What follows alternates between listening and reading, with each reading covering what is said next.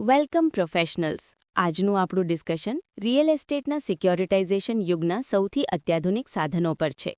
Module 18 REITs and InvITs portfolio analysis.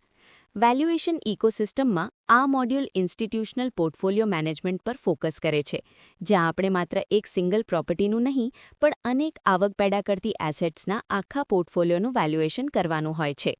International પ્રેક્ટિસમાં રીટ valuation માટે NAV એટલે કે નેટ એસેટ વેલ્યુ એ સૌથી મહત્વનું માપદંડ છે. એક રિસર્ચરથી સિનિયર વેલ્યુઅરની સફરમાં આ મોડ્યુલ આપણને શીખવે છે કે હજારો રોકાણકારોના પબ્લિક ટ્રસ્ટ સાથે જોડાયેલા આ વિશાળ પોર્ટફોલિયોનું વેલ્યુએશન સેબીના કડક નિયમો મુજબ કેવી રીતે કરવું. Mind મેપના central node Ritz and ઇન્વિટ્સથી શરૂઆત કરીએ તો તેનો પાયો યીલ્ડ અને લિક્વિડિટી પર રહેલો છે. રીટ એ મ્યુચ્યુઅલ ફંડ જેવું જ સાધન છે, પણ અહીં અંડરલાઇંગ એસેટ રિયલ એસ્ટેટ છે, જેની વેલ્યુ ડિસ્ટ્રીબ્યુટેબલ કેશ ફ્લો પર આધારિત છે. પોર્ટફોલિયો થિયરી મુજબ ડાયવર્સિફિકેશનથી આપણે જોખમ ઘટાડી શકીએ છીએ. ભારતમાં જ્યારે આપણે હાઇવે કે પાવર ગ્રીડ જેવા ઇન્વેટ્સનું વેલ્યુએશન કરીએ છીએ, ત્યારે કન્સેશન પીરિયડ એટલે કે કરારનો સમયગાળો સૌથી નિર્ણાયક હોય છે.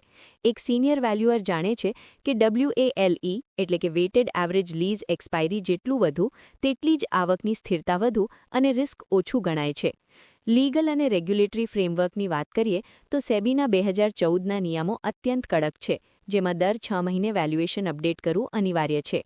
IVS 105 અને IND AS 113 મુજબ ફેર વેલ્યુ માપવા માટે DCF અપ્રોચ સર્વોપરી છે. જો વેલ્યુઅર મેન્ડેટરી ડિસ્ક્લોઝર્સમાં કોઈ ભૂલ કરે તો તે રોકાણકારોના હિતને નુકસાન પહોંચાડે છે, જેના માટે વેલ્યુઅર પર ભારે દંડ થઈ શકે છે. માર્કેટ ઇન્ટેલિજન્સની બ્રાન્ચમાં માર્કેટ સેન્ટિમેન્ટ અને વ્યાજદરોનો મોટો પ્રભાવ જોવા મળે છે. જો ઇન્ટરેસ્ટ રેટ્સ વધે તો રીટના યીલ્ડ ઓછા આકર્ષક લાગે છે અને માર્કેટ વેલ્યુ ઘટે છે. પોર્ટફોલિયોની તમામ પ્રોપર્ટીઝ માટે સમાન કેપિટલાઇઝેશન રેટ લેવાની ભૂલ ક્યારેય ન કરવી જોઈએ. દરેક પ્રોપર્ટીના લોકેશન અને ટેનન્ટ પ્રોફાઇલ મુજબ અલગ-અલગ રિસ્ક પ્રીમિયમ નક્કી કરવું એ જ સાચું પ્રોફેશનલ થિંકિંગ છે. રિસેન્ટલી થયેલા કોઈ એક સારા લીઝ અગ્રીમેન્ટને આધારે આખા પોર્ટફોલિયોની વેલ્યુ વધારી દેવાના રિસેન્સી બાયસથી હંમેશા બચવું જોઈએ.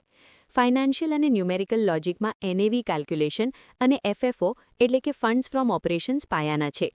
જ્યારે માર્કેટ મચ્યોર થાય છે ત્યારે કેપ રેટ કમ્પ્રેસ થાય છે, જે પોર્ટફોલિયો વેલ્યુમાં મોટો ઉછાળો લાવે છે. ઓડિટમાં વેલ્યુએશન ડિફેન્ડ કરવા માટે તમારે લીઝ એસ્કેલેશન્સ અને રિન્યુઅલ પ્રોબેબિલિટીનું વિગતવાર વિશ્લેષણ રજૂ કરવું પડે છે. પ્રોફેશનલ જજમેન્ટમાં ખાસ કરીને ટર્મિનલ વેલ્યુ નક્કી કરતી વખતે એક્ઝિટ કેપ રેટમાં કન્ઝર્વેટિવ અભિગમ અપનાવવું એ જ હિતમાં છે. સ્પોન્સરના દબાણમાં આવીને વેલ્યુ કૃત્રિમ રીતે વધારવી એ અનૈતિક છે. પ્રેક્ટિકલ સિનારીઓમાં જોયું તેમ, જો કોઈ એક શહેરમાં IT લેઓફને કારણે સેન્ટિમેન્ટ ખરાબ હોય તો ત્યાં વેકેન્સી રિસ્ક વધારવી જોઈએ અને માર્કેટ રેન્ટ ગ્રોથને નેગેટિવ ગણવું જોઈએ, ભલે બાકીના શહેરોમાં સ્થિતિ સારી હોય. રેડ ફ્લેગ્સ પર ધ્યાન આપતા જો 50% આવક માત્ર એક જ કંપની તરફથી આવતી હોય, એટલે કે ટેનન્ટ કોન્સન્ટ્રેશન વધુ હોય અથવા શોર્ટ WALE હોય, તો તે પોર્ટફોલિયો માટે મોટું જોખમ છે. અંતે નેશનલ હાઇવેના ઇન્વેટ કેસ સ્ટડી પરથી શીખવા મળે છે કે બાકી રહેલો કન્સેશન પીરિયડ જ સૌથી મોટું ફેક્ટર છે.